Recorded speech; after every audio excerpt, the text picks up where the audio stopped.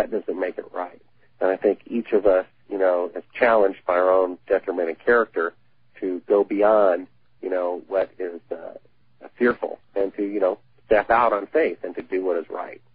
And go ahead. Well, you know, I've been kind of studying out my own Bible study. Lying is kind of an odd and unique sin. You know, when you kill somebody, there's the corpse, right? And there are the corpse's relatives, right? And when you steal something, well, there's the piece of property you took, and there's the absence of it over here from the victim, right? But when you lie, where is it? Where is it? You see, it's something, it's a little bit different, and it's odd, and maybe it's even more dangerous because of that.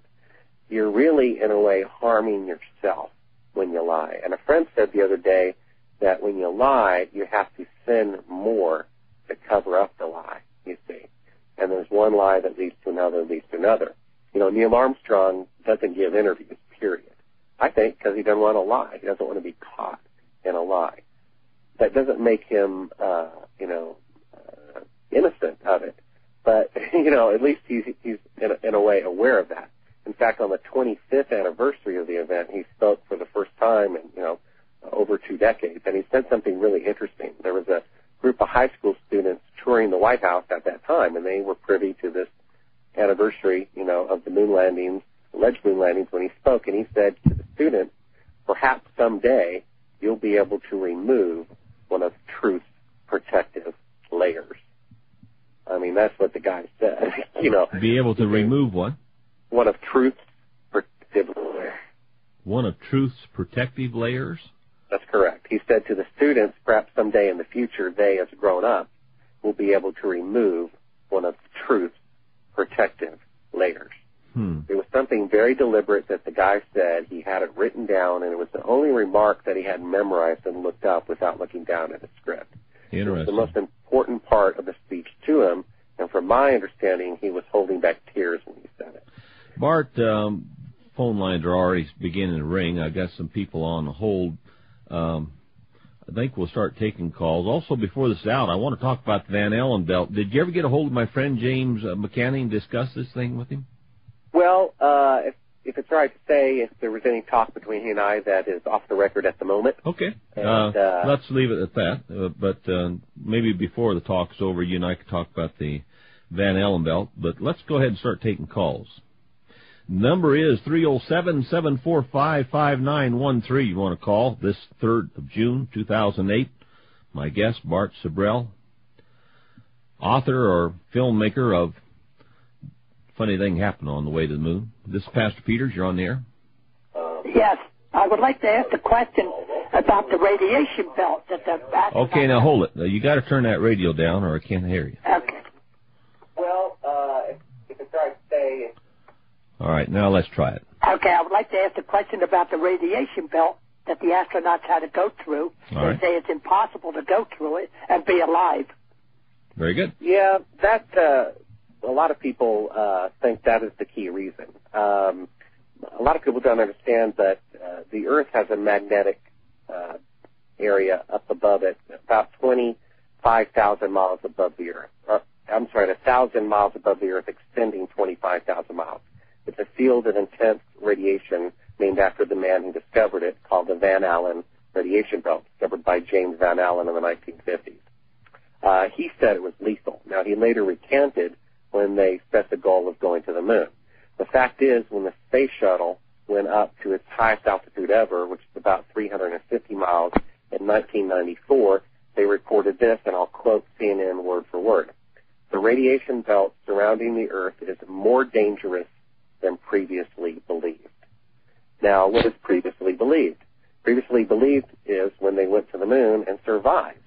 You know, since Van Allen had died, I've talked to the leading expert after him about the radiation belt. He says he knows that it is not lethal because the astronauts went through it to and from the moon. Well, that's kind of a catch-22 on its own scientific principle. He knows it's not lethal because the astronauts went through it. I'm saying it is lethal because they faked it. And so who's right? The fact is that the only manned mission in space history that has gone through the radiation belt is to the moon. Every other manned mission has been well below it. And when the space shuttle went up to 350 miles, in 1994 that was 650 miles before the beginning of the radiation field.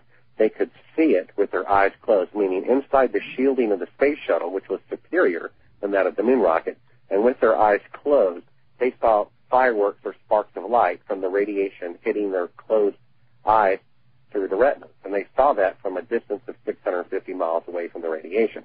So you got to imagine if there's a nuclear reactor some 650 miles away from you that has a meltdown, and then you can close your eyes and see the radiation, that should be pretty powerful radiation. Now, when I interviewed Alan Bean in the film Astronauts Gone Wild, he mistakenly admitted on camera that he did not go through the Van Allen radiation belt. And when I pointed out to him, by the way, you did, I mean, you'd have to go through it to the moon, he said, oh, I guess we did. And I said, well, what about those sparks of light that you saw? Did you see those? Oh, yes, we saw them. I said, well, wait a minute. They weren't reported until 1994. He says, yeah, well, we saw them, but they weren't reported yet. I mean, every time I pointed out him his, mistake and lying, he tried to tell another lie to correct it. And this is on camera from one of the astronauts who allegedly went to the moon. All right. He never went through the belt.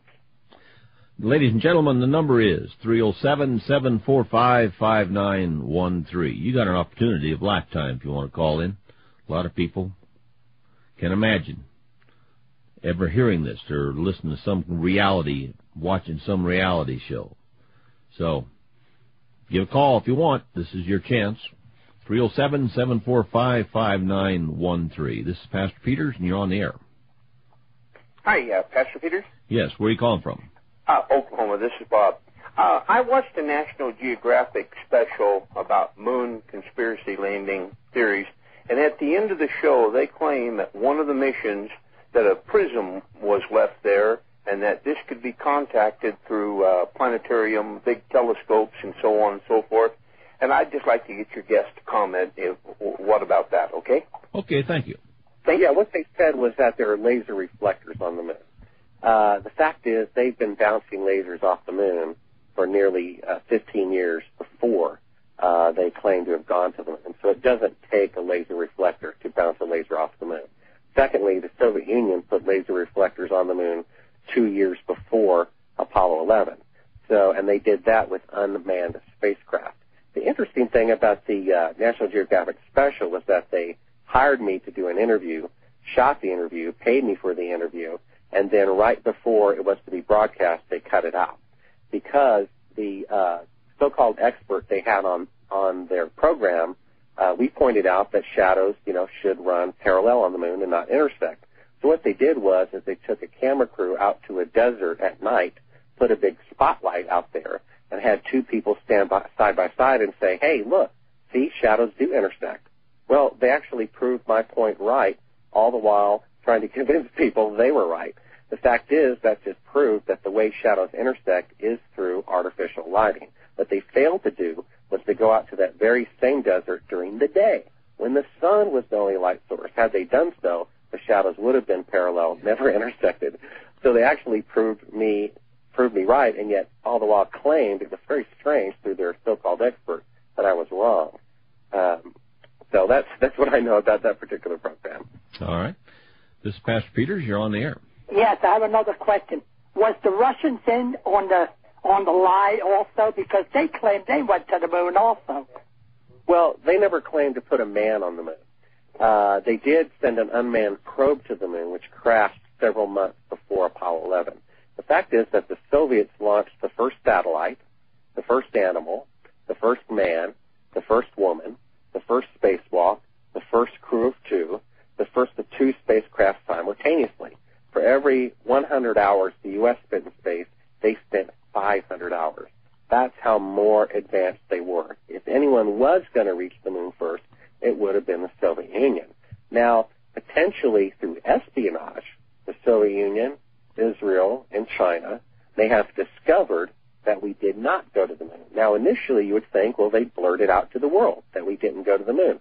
But if you really think it through in the way spies think, what they would really do would be blackmail the United States with that information year after year and administration after administration.